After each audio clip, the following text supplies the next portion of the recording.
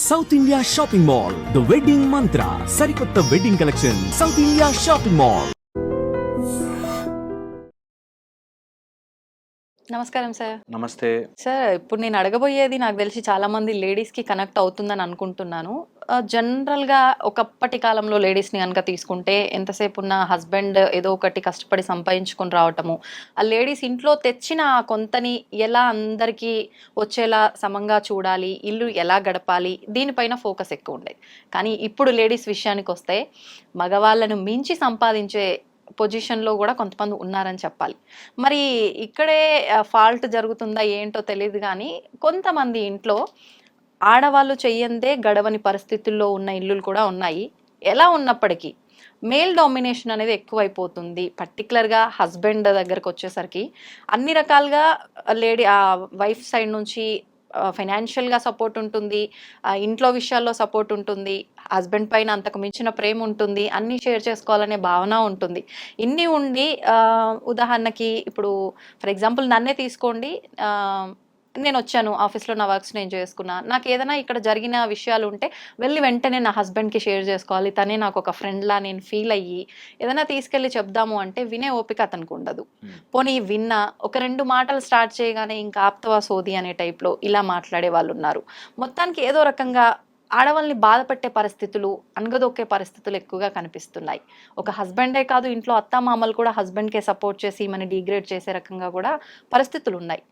ఎందుకు ఇది ఇలా ఎందుకు వెళ్ళిపోతుంది? దీని నుంచి బయటపడాలి అంటే ఏం చేయాలి? అసలు తప్పు ఎక్కడ జరుగుతుంది అంటారు? హస్బెండ్ సైడ్ నుంచా, వైఫ్ సైడ్ నుంచా?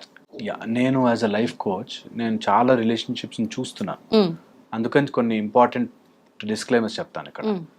ఇది అన్ని రకాలుగాను అన్ని చోట్ల జరగదు. First point. అవును, మేజర్గా కొన్ని ఫ్యామిలీస్లో జరుగుతున్నాయి ఇలాగా.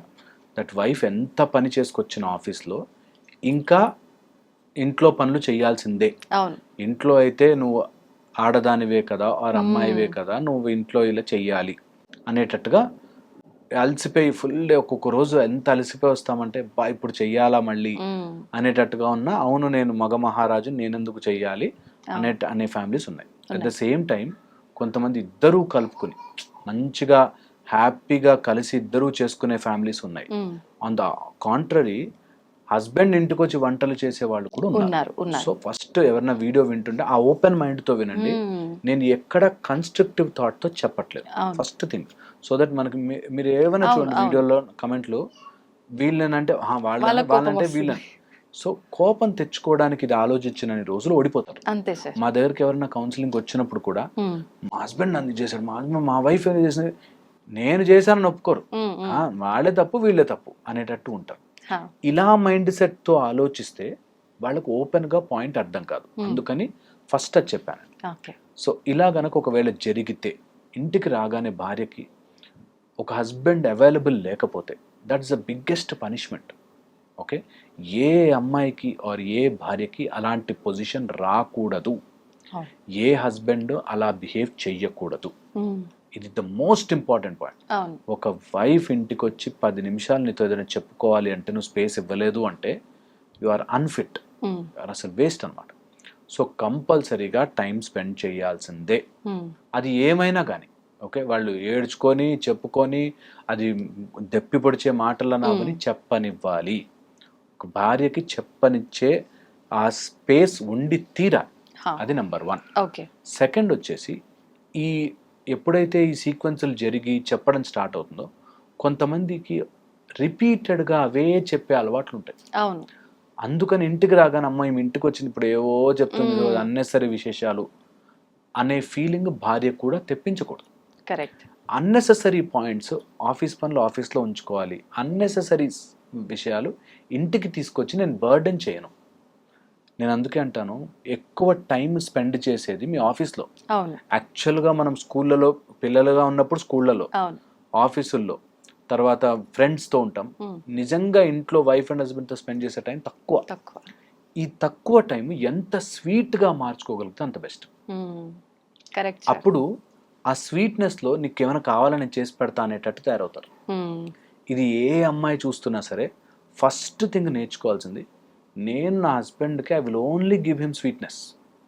ఓకే, ఎంత బ్యూటిఫుల్గా ఆ టైం స్పెండ్ చేయగలము అనేది మాత్రమే చూస్తా. ఎంత అలసిపోయినా ఎంతున్నా ఈ టైం మేమిద్దరం టుగెదర్ నా జీవితాన్ని మొత్తానికి ఇది మార్గం అవుతుంది. కాబట్టి నేను ఏ చేదు అభిప్రాయాలు, ఏ అన్నెసరీ మాటలు, దెప్పి పొడిచే మాటలు, గుచ్చే మాటలు, నాకే కష్టాలున్నాయనే ఫీలింగ్ను నేను తీసుకురాను. ఈ ఒక్క హాఫ్ అన్ అవర్ ఇది స్పెండ్ చేయగలిగితే, ఇది ఎవరైనా బ్రెయిన్కి ఎక్కించుకుని ఈ హాఫ్ అన్ అవర్ నేను నా హస్బెండ్తో ద బెస్ట్ పాసిబుల్ వే, ఒక చిన్న పిల్లడితో ఉన్నట్టుగా, ఒక చిన్న పిల్లతో ఉన్నట్టుగా, ఇద్దరు హస్బెండ్ వైఫ్తో వైఫ్ నేను అంత ప్రేమగా ఉంటాను అని ఫిక్స్ అవుతే ఏ రిలేషన్షిప్స్కి గొడవలు రావు. ఏ రిలేషన్షిప్స్.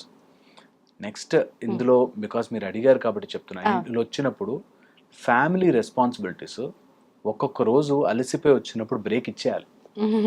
నిజంగా బ్రేక్ ఇచ్చేయాలి. మనకి ఎట్లా ఉండాలంటే, దిస్ ఇస్ మై టైం, నేను ఎంజాయ్ చేస్తాను కాస్త. భార్య అలసిపోయి ఇప్పుడు ఈ రోజుల్లో జాబ్ చేసి, అది మేము ఎప్పుడు అనుకుంటుంటాం, వీళ్ళు కష్టపడి జాబ్ చేస్తాను అలసిపోతున్నారే, బయటకు వెళ్ళి ఇంకా అలసిపోతున్నారే అని. అలాగా నిజం కూడా, బయటకు వెళ్ళి అంత అలసిపోయి వచ్చి మళ్ళీ ఇంటికి వచ్చి అది చేసుకోవడం కష్టం. At the same time wife every time అనుకోవాలి, ఇది నా ఫ్యామిలీ, అంత బయట కష్టపడేది వీళ్ళని చూసుకోవడానికి, వీళ్ళని చూసుకోవడానికే. కాబట్టి నాకు ఇది ప్రయారిటీ అయి ఉండాలి. నేను అలసిపోయినా చేసుకోవాలి.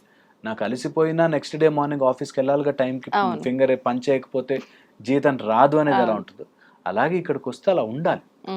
That is how it is. ఆ బాండ్లో ఉండే స్వీట్నెస్ అది. ఎంత కోపం వచ్చినా తల్లి పిల్లల్ని, వైఫ్ అండ్ హస్బెండ్ డైవర్స్ ఉంటుంది, పిల్లలకి డైవర్స్ ఉండదు. నేను వదులుకోలేను. వాడు ఎలా ఉన్నా, వాడు కోపిష్టి కొడుకు అయినా సరే, కొడుకు ఇలా తప్పు పని చేసినా సరే, వాడు తనినా సరే, అయ్యో నా కొడుకు అని ఎలా అయితే ఉంటుంది. ఆ ప్రేమ అన్కండిషనల్ గా వైఫ్ అండ్ హస్బెండ్ మధ్యలో ఉండాలి. ఎప్పుడైతే వాళ్ళిద్దరు టుగెదర్ అవుతారు, నేను 100 times చెప్తాను, నా వీడియోలు ఎవరు చూసినా తెలుస్తుంది, that wife and husband is one team, మిగతా వాళ్ళంతా సెకండ్ టీమ్. అవును, వీరిద్దరు వన్ టీమ్ అని తెలిసిన రోజున అన్ని బాగుంటాయి. ఇది కన్వే చేయడం రావాలి, ఒక హస్బెండ్కి ఇది రావాలి. దట్ నువ్వు చెప్పింది సోది నాకు వినాలని లేదు అని అనిపించినా ఆ ఫీలింగ్ వాళ్ళకి తెప్పించకూడదు కదా.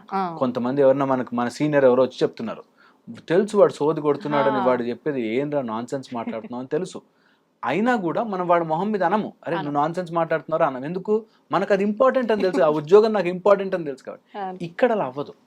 ఇక్కడ నాకు భార్య నాకు ఇంపార్టెంట్ అని ఉన్నా కూడా, నేను నీతో ఎందుకు వినాలి, నీ మాట ఎందుకు వినాలి అంటాడు. అక్కడ వస్తుంది ఆల్ ప్రాబ్లమ్స్. ఇక్కడే వీళ్ళ మనసులో అనిపిస్తుంది, సేమ్ ఇప్పుడు మీరు చెప్పినట్టుగానే ఆఫీస్ లో కొలీగ్స్ తో ఇలానే ఉంటున్నావా, నీ ఫ్రెండ్స్ తో ఇలానే ఉంటున్నావా, మరి ఏంది నా దగ్గరకు వచ్చేసరికి ఇట్లా, అది అడగకూడదు మళ్ళీ. ఎగ్జాక్ట్లీ. అందుకే నేను చెప్తాను, ఇది any relationship is a transactional relationship. Any relationship, దేవుడితో సహా అందరూ నాకేమిస్తావు. అవును. అలాగే భార్య భర్త నుంచి నువ్వు నాకు ఏం చేస్తున్నావు వచ్చేస్తుంది. ఏదో రోజు ఇలా గీత గీసి అక్కడికి వస్తుంది. నేను భార్యగా ఎన్ని చేశాను, నువ్వు నాకేం చేసావు. సేమ్ భర్తగా నేను ఇంత తిరిగేది ఇంటి కోసమే, నువ్వేం చేసావు, ఎవడు చేయమన్నాడు. ఇంకొంచెం డబ్బులు అవన్నీ సెటిల్డ్ ఉన్న వాళ్ళ ప్రాబ్లమ్స్ వేరే టైప్ ఉంటాయి. అవును, వాళ్ళదంతా టోటల్ డిఫరెంట్ స్టోరీ. నేను డబ్బులు ఉన్నాయి, అన్ని ఉన్నాయి, నీ పన్ను చూసుకో, నా పన్ను నేను చూసుకో, నువ్వు లేకపోతే నాకు గడవదా, ఆ టైప్ లో. అవును. సో ప్రాబ్లం ఏదో రకంగా వస్తుంది, దాన్ని అండర్స్టాండ్ చేసుకుని దాన్ని ఒక టైప్ ఆఫ్ మన సాల్వ్ చేసుకోవాలి అనే మైండ్ సెట్ తో వెళ్ళడం ఇంపార్టెంట్, ఏ ప్రాబ్లం అయినా సరే. సో అందుకని ఒకవేళ ఇంటికి వచ్చినప్పుడు వైఫ్ కి చెప్పుకోవాలనిపిస్తే, ఫస్ట్ వైఫ్ మాట్లాడే విధానం, communicating what you are feeling చాలా చాలా ఇంపార్టెంట్. మా దగ్గరకు వచ్చే వాళ్ళు చాలా మంది ఆ కమ్యూనికేట్ చేయడం రాక బాధపడతారు. నాకు వెళ్తే నాకు ఏడుపు వచ్చేస్తుందండి అని. ఒక రోజు నీ ఏడుపుని అయ్యయ్యో అంటారు, 2 రోజులు అయ్యయ్యో అంటారు, 3 రోజులు తర్వాత ప్రధాని గడిస్తే చల్లని అంటారు. అందుకని చెప్పేదాన్ని కూడా నీకు ఆ ఎమోషన్ డ్రామా అంతా తీసి ఇలా జరిగింది నీతో స్పెండ్ చేసేటట్టు ఉండాలి. నీ husband should be waiting for you. నా భార్య ఇంటికి వస్తుంది, నేను స్పెండ్ చేయాలి టైం అనేటట్టు ఉండాలి. కానీ మళ్ళీ వచ్చిందిరా బాబు తలకాయ నొప్పి అని అనుకోకూడదు. అలాగే హస్బెండ్ కూడా మా ఆయన ఇంటికి రావాలి, మా ఆయనతో హ్యాపీగా ఉండాలి అనిపించాలి. కానీ అమ్మాయిడు వచ్చాడా ఇప్పుడు ఏం చేస్తాడు అనేటట్టు ఉండకూడదు. అలాగా వీళ్ళిద్దరు టుగెదర్ అయితే తప్ప వైఫ్ అండ్ హస్బెండ్ గొడవలు సాల్వ్ కావడం చాలా కష్టం అయిపోతాయి. ఇదే గేమ్ ఒక్కసారి టుగెదర్ అయి చూడండి, గేమ్ ఎవడెవడు ఎన్ని పాలిటిక్స్ ప్లే చేస్తారో సపరేట్ చేయడం తెలుస్తుంది. అలా అత్త ఏమంటుంది, అలా అమ్మ ఏమంటుంది, మన ఇద్దరం ఒక టీము అని ఆలోచించి చూడండి, అసలు వాళ్ళ పప్పులు ఉడకవు అప్పుడు. మొత్తం ఇట్లా గిర్రమని ఉల్టా తిరిగిపోతుంది Correct. గేమ్ అంతా. అవును. మా అమ్మ ఇట్లా చెప్పింది నీ గురించి అనుకోం, పక్కకు వచ్చి మా అమ్మ ఏం చెప్పింది సార్ నీ గురించి అని నవ్వుకుంటాం. అవును. బట్ ఏదన్నా కానీ మనమిద్దరం ఒక టీం రా, మన ఇద్దరం కలిసి ఒక పనిలో ఉన్నాము, మనమిద్దరం వన్ అనేటట్టు ఉంటే ఆటోమేటిక్గా ఫ్యామిలీస్ బాగుంటాయి. అది ఇంతకు ముందు ఉండేది మనకి. ఏదన్నా కానీ నేను ఈయనతోనే ఉండాలి, ఉండాలి, తిట్టుకున్నా మాట్లాడుకున్నా కొట్టుకున్నా ఏం చేసుకున్నా సరే ఒకళ్ళకొకళ్ళు ఉన్నాం.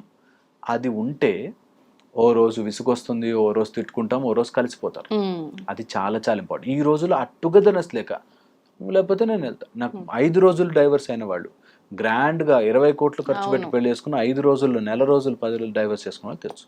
So divorce right are wrong గా కాదు డిస్కషన్. ఇక్కడ డిస్కషన్ ఇస్ ఎంత కలుపుకుంటున్నాం దట్ వీఆర్ వన్. ఏదైనా కానీ will face it, will stay. ఒక్కొక్కళ్ళకి ఇలాంటి బట్టలు వేసుకుంటే ఇష్టం ఉండదు, లేకపోతే ఇలాంటి వాళ్ళతో మాట్లాడితే ఇష్టం ఉండదు, విల్ అడ్జస్ట్. నా హస్బెండ్ ఇస్ వన్ టీమ్ అని అనుకుంటే ఎవ్రీథింగ్ విల్ సెటిల్. సో చెప్పుకోవడానికి ఇంటికి వచ్చినప్పుడు ఆ కమ్యూనికేటింగ్ మెథడ్ ఒకటి చాలా చాలా ఇంపార్టెంట్. ఇంకా లాస్ట్ అండ్ ఫైనల్ పాయింట్ చెప్తాను. నీ emotional drama when you go out and do some office work job చేస్తే ఎమోషనల్ డ్రామాని ఎఫెక్ట్ చేసేవి 4-5 పాయింట్స్ ఉంటాయి. అందులో ఫస్ట్, నా పిల్లలు ఏమైపోతారు. ఒక తల్లిగా ఇప్పుడు ఉండే ప్రాబ్లమ్, నేను ఇంత వర్క్కి వెళ్తున్నాను, పిల్లల్ని వదిలేసి వెళ్తున్నాను అంటారేమో ఈ టైప్లో. పిల్లలు ఏమైపోతారు, లేకపోతే ఇంట్లో అత్త మామ, అమ్మా నాన్న, వీళ్ళందరికీ నేను టైం స్పెండ్ చేయట్లేదేమో అనే ఒక దాంట్లో ఉంటారు. నేను ఇది మరీ మరీ మరీ మరీ చెప్తాను, మీరు ఎమోషనల్గా లోడ్ క్యారీ చేస్తే మాట్లాడుకోలేరు.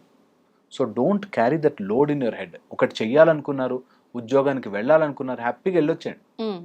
మధ్యలో లోడ్ మోస్తూ ఏదో గిల్ట్ ఫీలింగ్, తప్పు చేస్తున్నానేమో, వెళ్ళొచ్చో లేదో అనే లోడ్ బరువు మొయ్యొద్దు. దట్ వే మీరు హ్యాపీగా వెళ్ళి రావచ్చు ఉద్యోగానికి, పిల్లలు ఆటోమేటిక్గా వాళ్ళంతటి వాళ్ళు పెరుగుతారు. మీరు డిసిప్లిన్డ్గా కరెక్ట్గా కలిసిమెలిసిగా ఉంటే మొత్తం ఫ్యామిలీస్ అన్ని సెట్ అవుతాయి. ఇది మేము ఎప్పుడు చూస్తుంటాం. మేము మా కౌన్సిలింగ్లో కూడా అదే రెగ్యులర్గా అదే చెప్తాం. టుగెదర్ వెళ్ళండి, గేమ్ని టుగెదర్ ఆడండి. Life is a game, you play together. మీ ఇద్దరు ఒక టీం. ఇప్పుడు ఏం చేసినా ఇద్దరు కలిసి చేయాలి అని అంటే ఆ ఆలోచన ఇద్దరికీ ఉండాలి. కానీ కొన్ని సందర్భాల్లో చూస్తుంటాము, వైఫ్కి వద్దు గొడవలు ఎందుకు, మేమిద్దరం ఒక్కటే, నేను సర్దుకొని పోతా, సరే ఆయన ఇలా ఉన్నాడు దానికి తగ్గట్టుగా నేను ఇలా ఉంటా అని వైఫ్ అనుకునే సిచ్యువేషన్స్ ఉంటాయి. సేమ్ టైం తన అంతేలే పాపం అలసిపోయింది ఇలానే అనుకుంటుంది, నేనే కొంచెం ముందుకెళ్దాము, నేను ఇలా నచ్చ చెప్దాము అని హస్బెండ్కి ఉంటుంది. కానీ ఆపోజిట్ పర్సన్ కూడా అలాంటి థాట్ ఉన్నప్పుడే ఇద్దరు కలిసి ముందుకు వెళ్ళగలుగుతారు. అలా ఒకవేళ ఇద్దరికి లేని పక్షంలో వన్ సైడే ఉంటే ఎలా బిహేవ్ చేయొచ్చు? వన్ సైడే ఉంటే మాత్రం అది కష్టమైన సీన్. సో వన్ సైడే ఉంది అంటే చాలా రకాల మెథడ్స్ మేము వాళ్ళని కౌన్సిల్ చేసి మైండ్ సెట్ మార్చి. ఎందుకు వన్ సైడే ఉంటుందంటే ఇద్దరు వేరే వేరే ఫ్లోర్లో ఉండి ఆలోచిస్తుంటారు. నేను ఈ ఫ్లోర్ నుంచి చూస్తున్నాను, నువ్వు ఈ ఫ్లోర్ నుంచి చూస్తున్నావు, డిఫరెన్స్ ఉంది ఒపీనియన్ లో. అక్కడ నుంచి నాకు బిల్డింగ్ కనిపిస్తుంది అంటే నువ్వు కనిపించట్లేదు అని గొడవ పడతారు. నేను వేరే ఫ్లోర్ లో ఉన్నాను అనే పాయింట్ అర్థం చేసుకోరు. వీళ్ళ మైండ్ సెట్ వేరుగా ఉండడం వల్ల కలవట్లేదు అనేది అర్థం కాదు. సో మా దగ్గరికి ఎప్పుడైనా ఎవరి దగ్గర నా కౌన్సిలర్ దగ్గరికి వెళ్తే వాళ్ళు చెప్పేది, నువ్వు ఇలా ఇలా ఇలా ఆలోచించని స్లోగా, దానికి చాలా టైం పడుతుంది. ఈ మధ్యలో ఏమవుతుందంటే వేరే మార్గాలు తీసుకుంటారు, తప్పు దారి పడతారు, దేనికైనా అడిక్ట్ అవుతారు, ఏదో వ్యసనం బారిన పడతారు, లేదా డబ్బుల్లో చిక్కుకుపోతారు. ఏదో నాకు వేరే దాంట్లో జాబ్ వచ్చేసింది, అందులో ఒక మారతా, అందులో అప్పు తీసుకుంటా, ఇలా అప్పుల పాలైపోతారు, తప్పు దారి పడతారు, ఎమోషనల్ గా వీక్ అయిపోతారు, రాంగ్ స్టెప్స్ తీసుకుంటారు. వీటన్నిటికీ ఇంకా కుజదోషాలు, వాస్తు దోషాలు అయితే చెప్పనేలేము. అవి వచ్చి ఇరుక్కుపోయాక అంత బాగుంటారండి, బయట లోపల కుక్కలు కొట్లాడుకుంటారు. కరెక్ట్. అసలు నమ్మరు కూడా, ఎవరైనా చెప్తే నమ్మరు. ఏం రోగం వచ్చింది, వీళ్ళు చూస్తే ఇంత క్లాస్ గా ఉన్నారు, ఇట్లా తనుకొని చేస్తున్నారు అనుకుంటారు. అట్లాగా చాలా రకరకాల ప్రాబ్లమ్స్ ఉంటాయి. సో ఆ ప్రాబ్లమ్ని కరెక్ట్గా అనలైజ్ చేసుకుని బయటపడడం తప్ప ఒకళ్ళు ఒక సింక్లో ఉండి ఇంకొకళ్ళు ఇంకొక దాంట్లో ఉంటే, ట్యూన్లో ఉంటే చాలా కష్టపడతారు. నిజం చెప్తున్నాం కదా, ఇన్ని 15 ఏళ్ళ నుంచి ఇన్ని రకాల ప్రాబ్లమ్స్ చూసి మనుషులు ఇన్ని రకాలుగా ఉంటారా, ఇన్ని ప్రాబ్లమ్స్ తెచ్చుకుంటారా?